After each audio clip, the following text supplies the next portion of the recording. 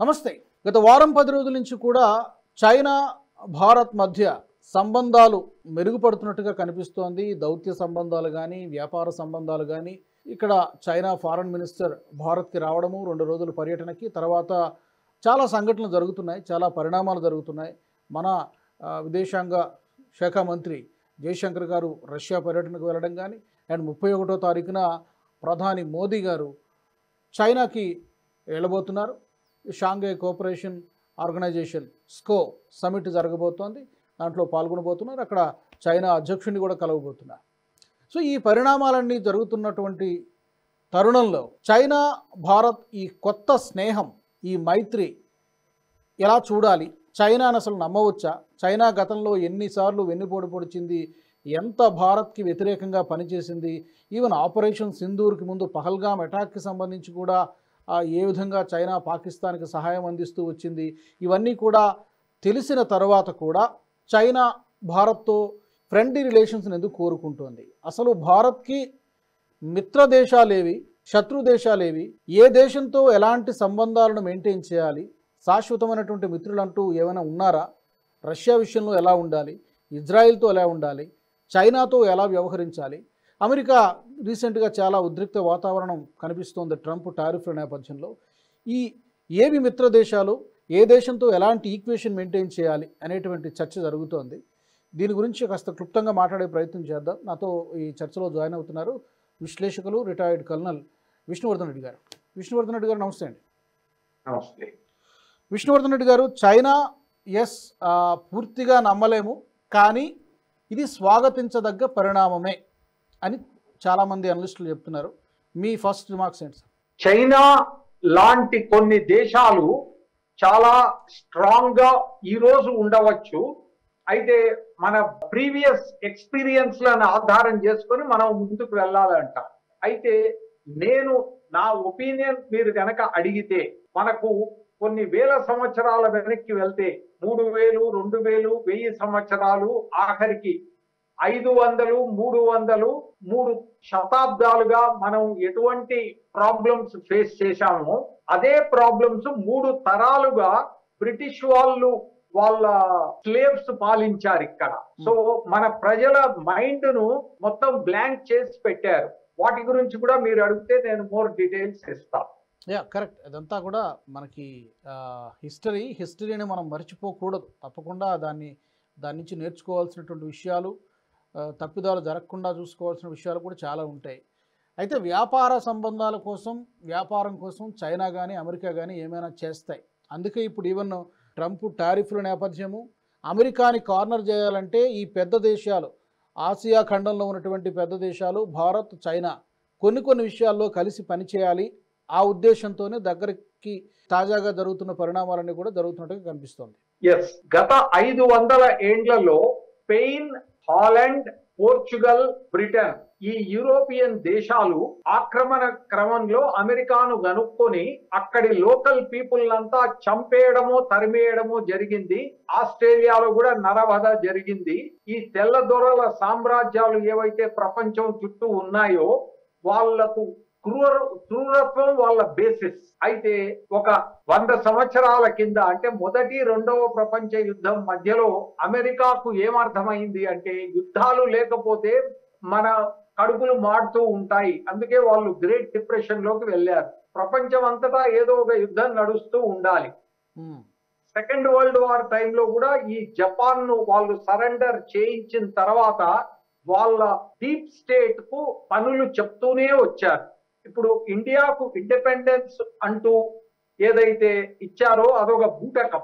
మనకు తెలుసు, America and England ఈ 2 కలిపి మన దేశాన్ని చాలా నష్టం కలగజేస్తూ వచ్చాయి. ఇప్పటి వరకు చాలా మందికి తెలియకపోవచ్చు, ఒక 1% పీపుల్ కు మాత్రమే తెలుసు. నేతాజీ సుభాష్ చంద్రబోస్ ను రానివ్వకుండా చేసి 3 తరాలను నిద్రలో కప్పిపెట్టిన ప్రభుత్వాలు మనవి. ఇప్పుడు మనము మన దేశంలోని ఒరిజినల్ టెక్నాలజీస్ అన్ని, సైన్స్, మ్యాథమెటిక్స్ ఇవన్నీ మన దేశం నుంచి బయటికి వెళ్ళిపోయాయి. అలెగ్జాండర్ గురువులతో పాటు అందరూ మన ఇండియా నుంచే నేర్చుకున్నారు. ఇప్పుడు మన దేశంలో మాక్సిమం ఒక 90% బ్రెయిన్ డ్రెయిన్ అయినా ఇప్పుడిప్పుడే మన దగ్గర కూడా మన ఫర్ ఎగ్జాంపుల్ అమెరికాకు వెళ్ళలేని వాళ్ళు లేదా అటు నుంచి రిటర్న్ వచ్చిన వాళ్ళు మన దేశాన్ని చాలా ముందుకు తీసుకెళ్తున్నారు. ఈ క్రమంలోనే మనం ఆఖరికి ఏ స్టేజ్కి వచ్చామంటే మన మీద అనఫీషియల్ శాంక్షన్స్ విధించిన అమెరికా అంతకు జస్ట్ ఒక గంట ముందు వాళ్ళ నాసా బదులుగా మనము శ్రీహరికోట నుండి వాళ్ళ ఉపగ్రహాన్ని పంపించాం. మన దగ్గర కొన్ని కీ టెక్నాలజీస్ ఇన్నేండ్లు లేకపోయినా ఇప్పుడు మెల్లమెల్లగా ఒకటొకటి మనం తయారు చేసుకుంటున్నాం. ప్రపంచంలో ఏ నిమిషంలో ఎక్కడ ఏం జరుగుతుందో ఇప్పుడు మనకంతా తెలిసిపోతోంది. ఇంకా పిల్లి కళ్ళు మూసుకొని పాలు తాగినట్లు కాదు, ఆ పిల్లి ఎక్కడి నుంచి వచ్చి ఏ విధంగా పాలు తాగుతుందో మనకంతా తెలుసు. అయితే ఫర్ ఎగ్జాంపుల్ చైనా ఉంది. చైనాను కూడా బాగా వాడుకొని ఇప్పుడు దాన్ని చూసి భయపడుతున్నారు అమెరికా. కానీ మనం చైనా ఒకప్పుడు నిజానికి అది ఒక దేశం గ్రేట్ గా కాకముందు మావో సెటంగ్ కూడా సుభాష్ చంద్రబోస్ శిష్యుడే. ఈ విషయం తొందరలో ప్రపంచానికి తెలవబోతోంది. 1962 వార్లో బ్రిటిష్ తొత్తైన నెహ్రూ మావో రష్యా హెల్ప్ తో సుభాష్ చంద్రబోస్ ఎటువైపు నుంచి వస్తాడో అన్ని దారులు మూయడానికి ట్రై చేసినప్పుడు మావో ద్వారా కూడా రావచ్చు అన్న దానికి భయపడి నెహ్రూ నోరు మూసుకొని వాళ్లకు అక్సాయి చిహ్నం ఇచ్చేశాడు. వాళ్లకు ఎంటైర్ నార్త్ ఈస్ట్ వదిలిపెట్టడానికి సిద్ధమయ్యాడు. మన అదృష్టం బాగుండి తన శిష్యుడైన మావో సెటంగ్ ను అరే ఆపరా నాయన మరి ఇంత ముందుకెళ్లకు అని ఆపింది సుభాష్ చంద్రబోస్. నేను 1962 వార్ గురించి మాట్లాడుతున్నాను. ఇంకా మీకు తెలవాలంటే తొందరలో కొన్ని విషయాలు తెలుస్తాయి. సో ప్రస్తుత కరెంట్ సినారియో చూస్తే విష్ణువర్ధన్ రెడ్డి గారు, ఇప్పుడు రష్యా మనకి ఎప్పటి నుంచో ఒక ఫ్రెండ్లీ కంట్రీగా ఉంటూ వస్తోంది. ఇప్పుడు కూడా అదే సంబంధాలను కొనసాగిస్తున్నారు. ప్రభుత్వాలు మారినా కూడా రష్యాతో ఉన్నటువంటి ఆ ఫ్రెండ్లీ రిలేషన్స్ మాత్రం అదే విధంగా కొనసాగుతున్నాయి. ఇక్కడ చైనా విషయంలో మనం ఎలా వ్యవహరించాలి, అమెరికా విషయంలో మనం ఎలా వ్యవహరించాలి? ఎందుకంటే రెండూ కూడా చాలా ఒక విధంగా చెప్పాలంటే ఒక కాంటెక్స్లో ప్రమాదకరమైనటువంటి దేశాలు. అమెరికా మీద ఇంతకుముందు మీరు చెప్పారు, ప్రపంచంలో ఎప్పుడు కూడా ఎక్కడో ఒక చోట యుద్ధం జరుగుతూనే ఉండాలి, లేకపోతే మనం క్రైసిస్లోకి వెళ్ళిపోతాం అనేటువంటిది అమెరికా. తన లాబియింగ్, తన ఆయుధాలను అమ్ముకోవడం కోసం, తన ప్రయోజనాల కోసం అవసరమైతే ప్రభుత్వాల్ని మార్చేయడము, రెజ్యూమ్ చేంజ్, ఇదంతా కూడా అమెరికా డీప్ స్టేట్ చేస్తున్నటువంటిది ఎప్పుడో ఎన్నో సంవత్సరాల నుంచి. చైనా కూడా విస్తరణ కాంక్ష, కనిపించేదంతా మాకే కావాలి, ప్రతి దేశాన్ని మనలో కలిపేసుకోవాలి, మనకంటే ఎవరు భారత్ ఎదగకూడదు. ఈ కాన్స్పిరసీ ఎప్పటి నుంచో చేస్తూ ఉంది. అలాగని పూర్తిగా మనము సంబంధాలను తెంచుకోవడానికి లేదు. కాబట్టి ఈ నేపథ్యంలో చైనాతో ఎంత బ్యాలెన్స్డ్గా మనం మెయింటైన్ చేయాలి సంబంధాలు, అమెరికాతో ఎలాంటి సంబంధాలను మెయింటైన్ చేయాలి? ఈ కాలచక్రంలో అమెరికా టాప్ పొజిషన్లో ఈ రోజు ఉంది. ఎవరో అన్నట్లు ఈ 400 సంవత్సరాల కాలచక్రంలో అమెరికా 300 ఏండ్లు దాటింది. ఇంకా డౌన్ ఫాల్ స్టార్ట్ అవుతోంది అమెరికా. చైనా ఇప్పుడు టాప్ చేరడానికి ప్రయత్నిస్తోంది. అంటే 150 ఆల్మోస్ట్, అంటే 10 AM టైంలో చైనా ఉంది. అమెరికా 3 PM టైంకి వచ్చేసింది. వాళ్ళిద్దరితోనూ మనం జాగ్రత్తగానే ఉండాలి. అయితే చైనా గురించి మనకు బాగా తెలుసు, చైనాను నమ్మకూడదు అని.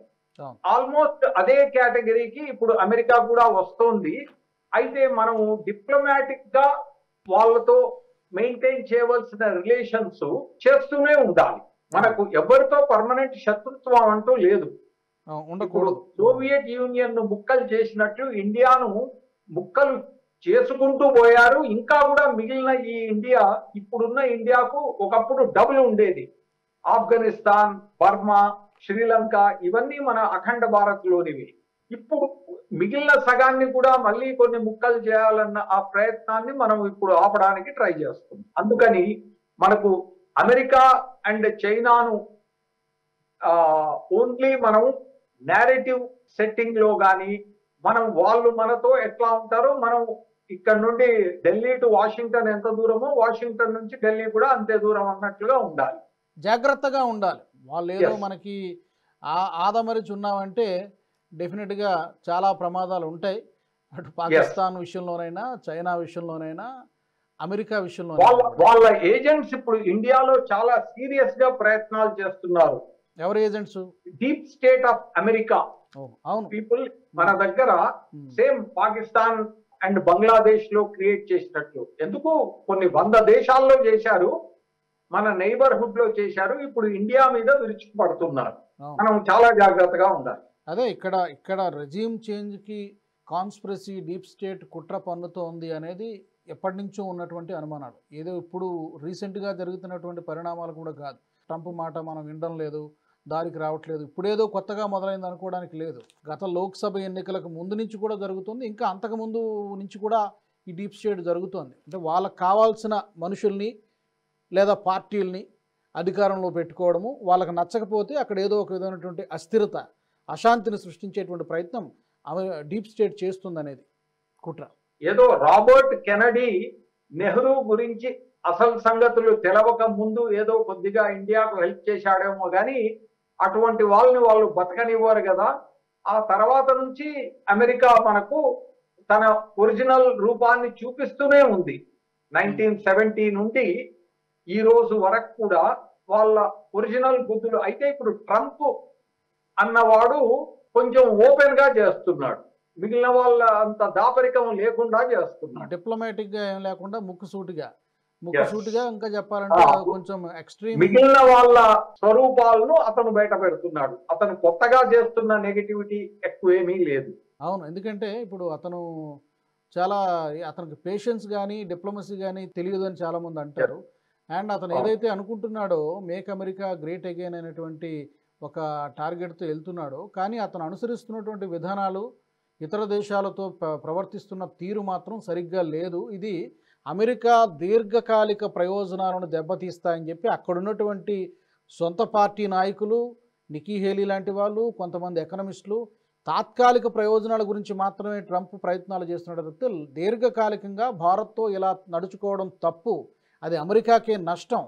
ఎందుకంటే మరొకసారి భారత్ అమెరికాని నమ్మదు. ఇప్పుడు ఇతను ఒక 2-3 సంవత్సరాల నుండి వెళ్ళిపోతాడు ట్రంప్. ఇతనేమి శాశ్వతమైనటువంటి అధ్యక్షుడేం కాదు కదా. ఇతను పదవీ కాలం ముగిసిన తర్వాత ఇతను దిగిపోతాడు. కానీ ఇప్పుడు ఇతను చేస్తున్నటువంటి చర్యలు, తీసుకుంటున్నటువంటి నిర్ణయాల వల్ల భారత్తో దీర్ఘకాలిక సంబంధాలు చెడిపోతాయి, అది అమెరికాకి మంచిది కాదు అని చెప్పి చాలామంది చెప్తున్నారు. మనం అమెరికా గురించి అంత జాలిపడనవసరం లేదు. వాళ్ళు చేసిన దుర్మార్గాలు ట్రంప్ ఓన్లీ బయట పెడుతున్నాడు అంతే. సో వాళ్లకు జరగవలసిన శాస్తి అది కాలమే చూసుకుంటుంది. అక్కడ ఏదో కొద్ది మంది మన వాళ్ళు వెళ్ళి అక్కడ సెటిల్ అవ్వడము, అక్కడ డబ్బులు సంపాదించడము చేసినంత మాత్రం చేత మనం అమెరికా మీద ఎక్కువ జాలి పడకూడదు. వాళ్ళ టైం దగ్గర పడింది. 3 PM వరకు వచ్చేసారు వాళ్ళు. అమెరికాకి డౌన్ ఫాల్ స్టార్ట్ అయిందంటారా? అమెరికా పతనం మొదలైందంటారా? ఎలాగా అంటే దేన్ని బేస్ చేసుకుని చెప్తున్నారు? అంటే వాళ్ళ ఒరిజినల్ కెపాసిటీ, వాళ్ళ మనుషుల క్యాపబిలిటీ, హ్యూమన్ రిసోర్సెస్. ఏదో కొంతమంది ఫర్ ఎగ్జాంపుల్ ఇండియా, చైనా వంటి కొన్ని దేశాల నుంచి వచ్చిన వాళ్ళు అమెరికాకు చాలా నాలెడ్జ్ ఇచ్చారు. ఇప్పుడు నడుస్తున్నది ఇండస్ట్రియల్ ఎకానమీ కాదు, నాలెడ్జ్ ఎకానమీ నడుస్తోంది. వాళ్ళు ఎంత కష్టపడి ఎంత నేర్చుకుందామన్నా వాళ్ళ కాస్ట్ ఆఫ్ లివింగ్ కనుక మనం చూస్తే, అంటే మన రూపీ డాలర్ ను కంపేర్ మీరు చేసుకుంటే, ఒకప్పుడు ఇండిపెండెన్స్ కంటే ముందు 1 rupee was equal to several dollars. మెల్లమెల్లగా 1 రూపీ ఈక్వల్ టు $1 అయ్యి ఆ తర్వాత 50 ఏళ్ల కింద కూడా 1 రూపీ వాజ్ ఈక్వల్ టు $7. వాళ్ళ ప్రింటెడ్ కరెన్సీ వాళ్ళ దాదాగిరితో, ఇప్పుడు మీరు షోలే సినిమా గనక చూసి ఉంటే వాడు గబ్బర్ సింగ్ చేసినట్లుగా వాడు ప్రపంచాన్ని ఆడుకుంటున్నాడు. అవును, వారి ఆటలు ఎక్కువ రోజులు ఇంకా నడవవు. ఈవెన్ అంటే వాళ్ళకి కొన్ని ఫెసిలిటీస్, కొన్ని వెసులుబాట్లు ఉన్నప్పటికీ కూడా ఎకానమీ కంటే అప్పులే ఎక్కువ ఉన్నాయి. ఇప్పుడు $37 ట్రిలియన్ ఎంతో అప్పు ఉంది. సో ఇది ప్రతి దేశంలో ఎవడో ఒక వాళ్ళు పేరుకు డెమోక్రసీ, ప్రపంచం మొత్తము ఆటోక్రసీ, డిక్టేటర్షిప్ ను వాళ్ళు ఎంకరేజ్ చేసి ఆ దేశాలను ఎట్లా కొల్లగొట్టొచ్చు అన్నది వాళ్ళ మెయిన్ థీమ్. లేకపోతే వాళ్ళు సర్వైవ్ అవ్వలేరు. కరెక్ట్. సో ఇది ఈ నేపథ్యంలో ఈ నిర్ణయాలు ఎటు దారి తీస్తాయి, అమెరికాని ఎటు తీసుకెళ్తాయి అనేది చూడాలి.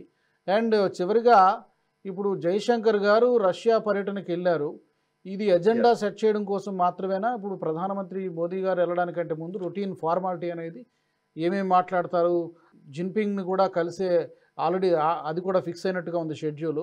ఏం మాట్లాడాలి, దీని గురించేనా ఎజెండా ఫిక్స్ చేయడానికేనా? ఇప్పుడు అన్ని major economies and major powers కనుక చూసుకుంటే మనం ఇప్పుడు చైనా అండ్ అమెరికాతో మనము వాళ్ళ స్టైల్లోనే మనం డీల్ చేస్తూ మనకు నిజంగా లాంగ్ టర్మ్ ఫ్రెండ్స్, నేను permanent friends and permanent enemies అన్ను, లాంగ్ టర్మ్ ఫ్రెండ్షిప్ చేయాలనుకుంటే we can continue with Israel and Russia.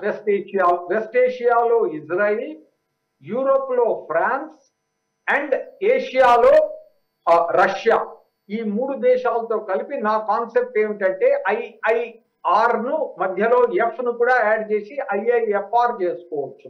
అది కొంతకాలం నడుస్తుంది, కొన్ని డికేడ్స్ అట్లీస్ట్ నడుస్తుంది.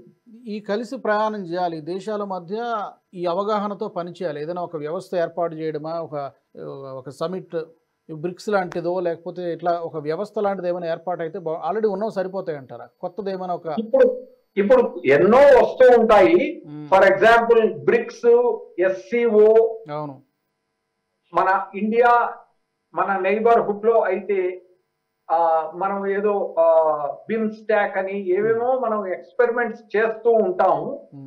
అల్టిమేట్ గా మన ఇండియా అలాంగ్ ఆ లైక్ మైండెడ్ నేషన్స్ తో short term and long term treaties చేసుకొని ముందుకు వెళ్తూ ఉండాలి. విష్ణువర్ధన్ రెడ్డి గారు, చూద్దాం మరి తాజాగా జరుగుతున్నటువంటి పరిణామాలను.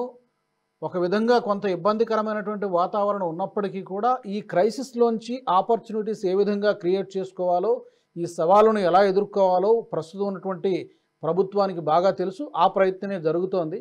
మీరు అన్నట్టుగా ఈ లాంగ్ టర్మ్ ఫ్రెండ్స్ ఎవరు అనేది అఫ్కోర్స్ ఇప్పటికే తెలుసు. దాన్ని గుర్తెరిగి మసులుకోవాల్సినటువంటి అవసరం ఉంటుంది.